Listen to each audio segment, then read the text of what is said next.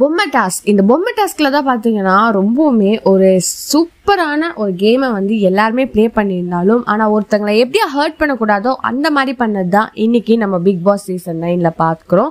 So இது வரைக்குமே பாத்தீங்கன்னா ஒவ்வொருட கண்டஸ்டன்ஸ் வந்துட்டு ஒவ்வொருத்தரையும் எடுத்து அந்த ஸ்லாட்ல ஒவ்வொருத்தவங்களும் வச்சா கூட வைக்காம போனாங்கன்னா அவங்க வந்துட்டு அந்த டாஸ்க்ல இருந்து எலிமினேட் ஆகி நம்ம நாமினேஷன்ல இருப்பாங்க.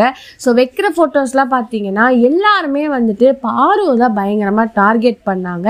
அவங்களோட போட்டோவை தான் நிறைய வைக்கணும், அவங்களாம் வந்து இங்க இருக்கக்கூடாது அப்படின்ற மாதிரி ஃபர்ஸ்ட் நம்ம பாரு வந்து நம்ம ரம்யா வந்துட்டு எப்படியாச்சும் டார்கெட் பண்ணணும்னு நினைச்சாங்க. ஆனா கடைசியில கெமிக்கு வந்து அந்த டாஸ்க்ல இருந்து எலிமினேட் பண்ற மாதிரி பண்ணாங்க.